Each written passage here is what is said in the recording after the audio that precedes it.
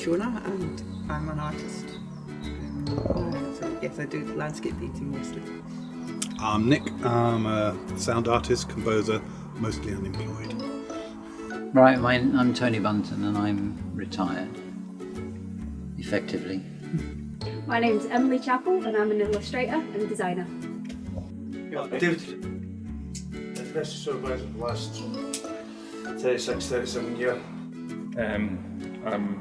My name is Roland. I live in Duke Street.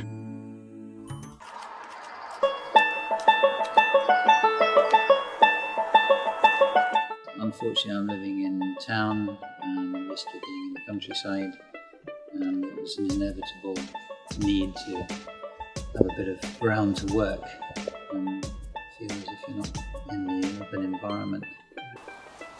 Satisfaction that you've grown stuff by yourself from start to finish.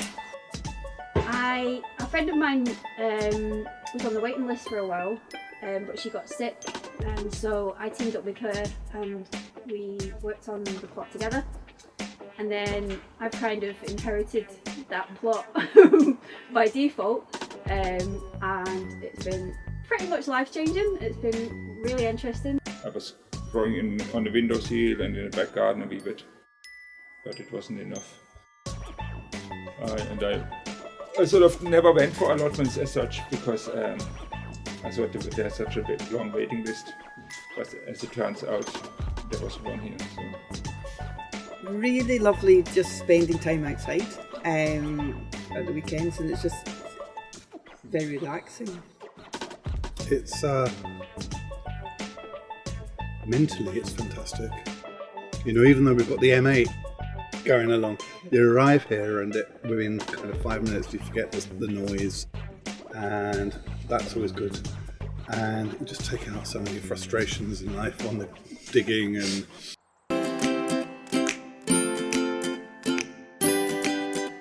There's so many things.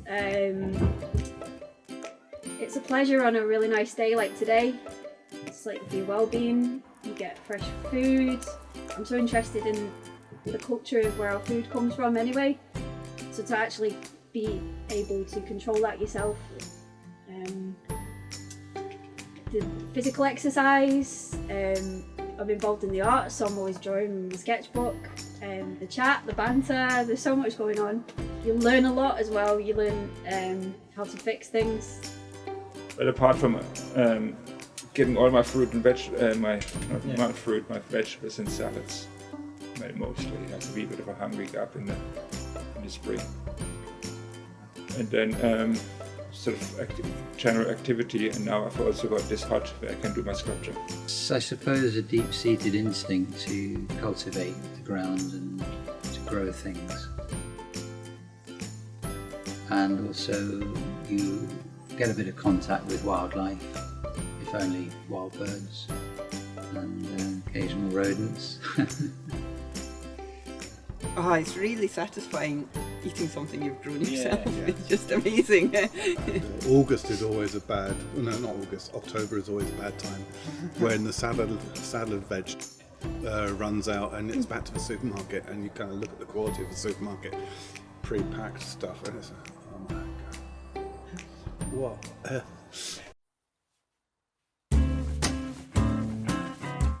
Everything, most things, broccoli, cabbage, cauliflower, sprouts, courgettes, peppers, leeks, beetroot, lettuce, carrots, potatoes, kale, curly kale, sweet corn. However, it's flowers I want to go more into, and not only edible flowers but also flowers to make creams. Like last year I only done calendula for calendula creams, but ideally I want different flowers and for different things, and expand that side of things more, because I've got a big allotment, but I'm not a family. Not a big family anyway, so if I put most of it in under vegetables, I could never eat it, and we're not allowed to sell it, so it's a bit of a problem, and I just don't want to put all this effort and just give it all away.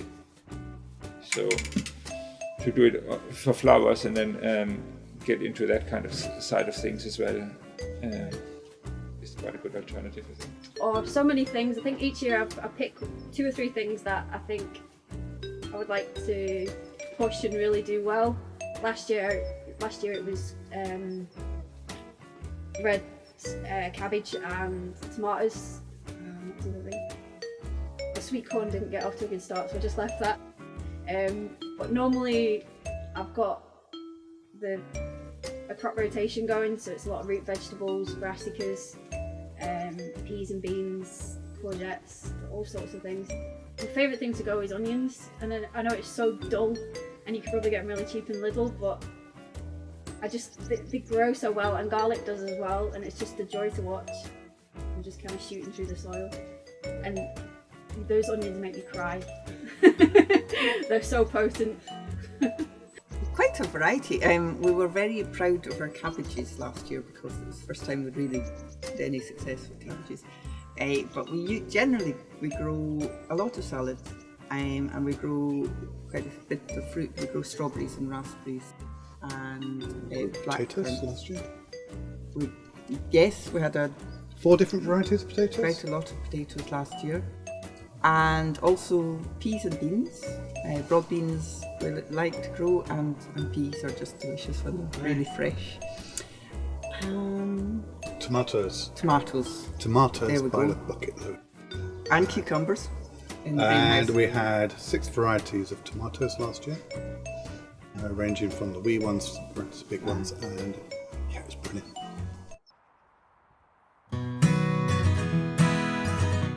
I enjoy ferreting around in skips and finding anything useful that people have thrown out. We are in a disposable society, and you're always looking for bits of wood for making frames and such like, and repairing greenhouses and repairing the shed.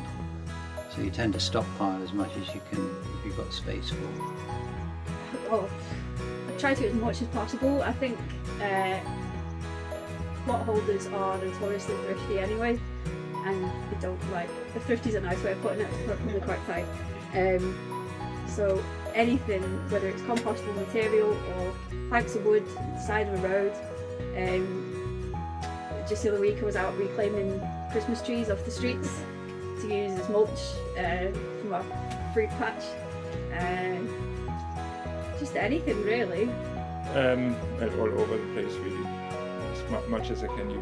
And here the roof is the things from the panels from bus shelters, and the wood is from a colleague who's getting it from his son, who's fitting windows, and they must be spares or something. The cold frames, now the roofs, one greenhouse, and the compost bins.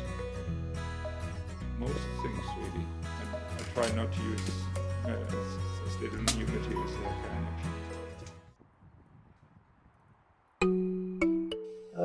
Well, I think it's quite a lot actually. There's a lot of bird life. We even get ducks coming out into our pond. Tadpole, frogs. We always get frog spawn every year. Most allotments, they'll always get frog spawn a year. Foxes. We even get foxes, mice. So it's quite a lot of wildlife. Well, we're still in the process of building our pond just now. My brother, he's built boxes for the nest in. We put seed and bird boxes for the feed off it and things like that. We've got, I suppose we've got a pond, which is, that encourages frogs and things. And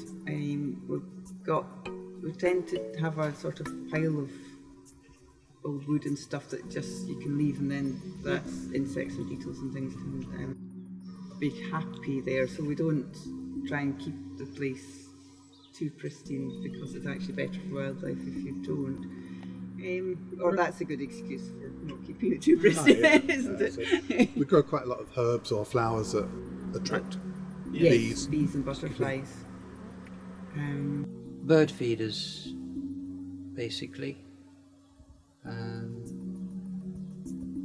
And I suppose if you consider mice to be wildlife, then they chomp away happily in the compost heap, and I'm happy for them, as long as they don't go for the crops.